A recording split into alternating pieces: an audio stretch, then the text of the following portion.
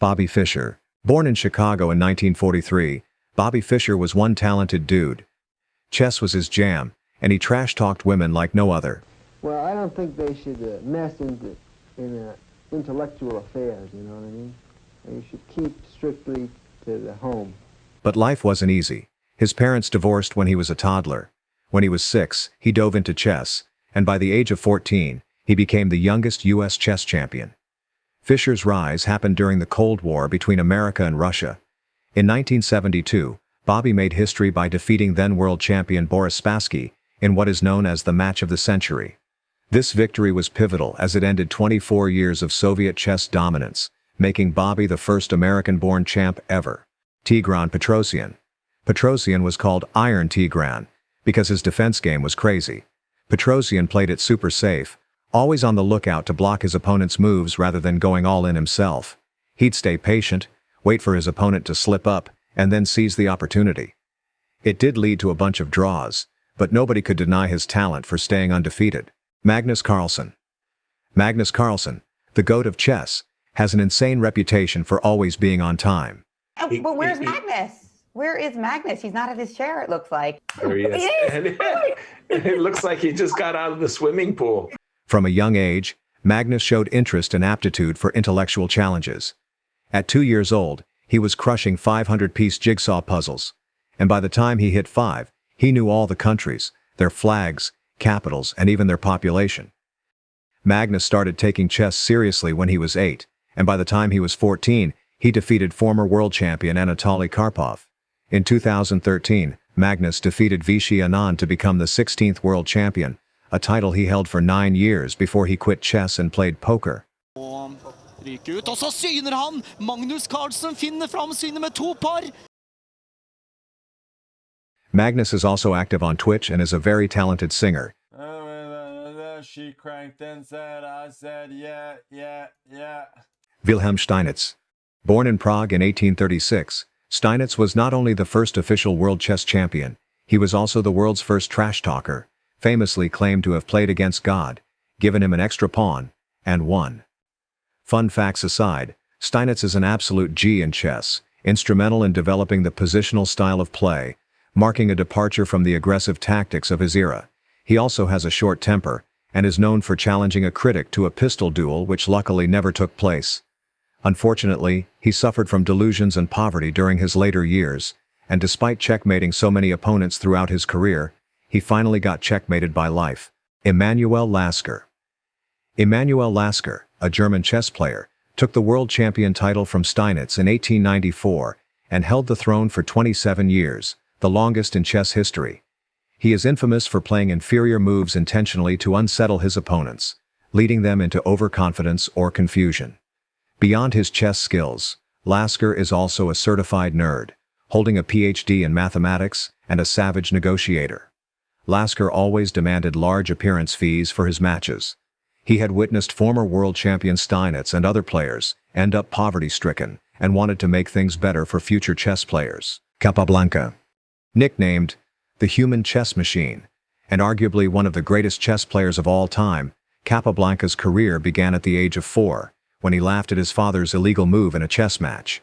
He never read chess books or studied chess openings, but by the time he was 13, he had already become the Cuban chess champion. This was also the time he boldly challenged then-world chess champion Emanuel Lasker to a match.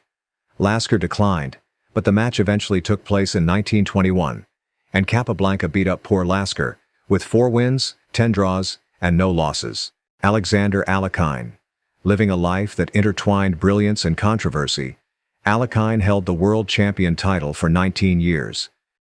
Despite his chess achievements, his heavy drinking has led to many WTF moments, like the time he thought the tournament floor was a restroom and took a wee-wee, or the time he prepped for his world championship match by drinking all night and taking a tactical nap in a field, a strategy not found in any chess manual.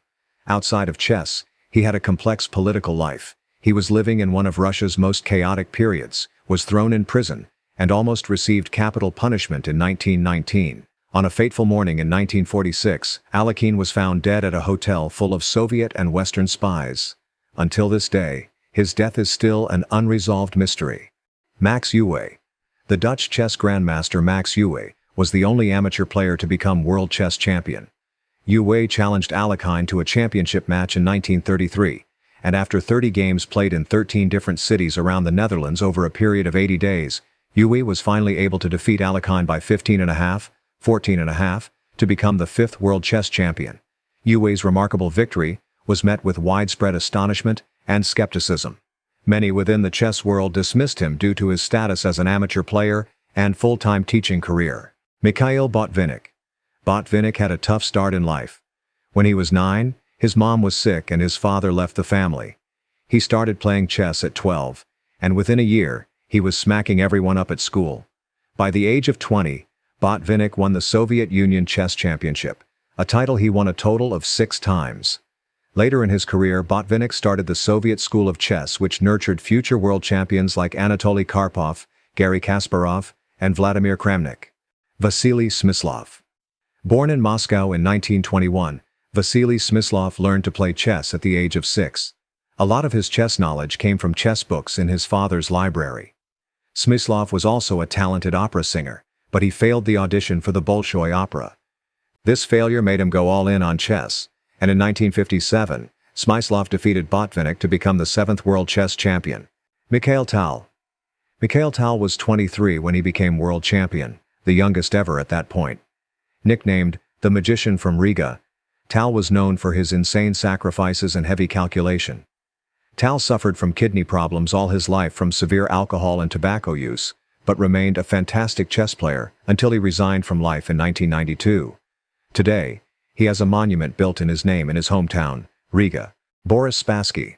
Spassky, a universal player, could adapt to any style, making him unpredictable and extremely dangerous. He became the 10th world champion in 1969, but lost his crown to Bobby Fischer in 1972, in the most famous chess match of all time. 20 years afterward, they faced off again in the biggest cash prize match of all time, with Fischer securing the win, the $3.5 million cash prize, and an indictment from the U.S. government for violating U.S. sanctions. Anatoly Karpov. Anatoly Karpov is not only well known for beating grandmasters, he's also famous for beating up kids. Karpov is a master of sarcasm, suggesting to the arbiter that they should move the game away to avoid disturbing the viewer's competition. In 1975, Bobby Fischer refused to defend the title and Karpov won the chess championship by default. Garry Kasparov. Widely considered one of the greatest chess players of all time, Garry Kasparov is the first person to get smacked by AI. After beating Deep Blue in 1996, the IBM computer came back a year later for a second match, beating Kasparov by a score of 3.5, 2.5. While there are rumors about the match being rigged, we don't know for sure if this is just Kasparov being spicy for losing. Kasparov is also very involved in Russian politics, and has been arrested multiple times because of his political views. He tried running for the Russian presidency in 2008, but had to end it early. Vladimir Kramnik. Vladimir Kramnik, famously known for using his Berlin defense to take the world champion crown from Garry Kasparov, has gotten himself into a fair share of controversies. During his championship match against Topalov in 2006, he went to the bathroom too often and got accused of cheating. 20 years later, not sure if he was butthurt or something, but he started accusing strong grandmasters of cheating, including Hikaru Nakamura, Daniel Naroditsky, and Benjamin Bach. He even created a petition to investigate Hikaru, which got more than 2,500 signatures. Most of them are trolls. Jokes aside, Kramnik is one of the legends of chess, and we hope him well and stop talking BS. Vishy Anand. Vishy Anand is the first Asian world chess champion. Introduced to chess by his mother, Vishy was a shy child prodigy who liked to play fast. In 2000, he defeated Alexei Shirov, and won the World Chess Championship for the first time, and would later win it 4 more times throughout his career. His chess achievements inspired a whole generation of players in India. Young players such as Nihal, Praggnanandhaa, and Gukesh have followed in his footsteps, achieving grandmaster titles and competing successfully at international levels. Ding Liren. Ding started playing chess at the age of 4, and he quickly rose to the top. Despite missing the initial 2022 candidates tournament selection, fate intervened when Sergei was disqualified for supporting the Russian invasion of Ukraine. Ding got accepted into the tournament and secured second place behind Nepomniachtchi. Carlsen then announced that he would not defend his title, allowing Ding to challenge Nippomiyashi for the World Championship where he took home the 17th World Champion title. It's over. Ding Liren is the world chess champion.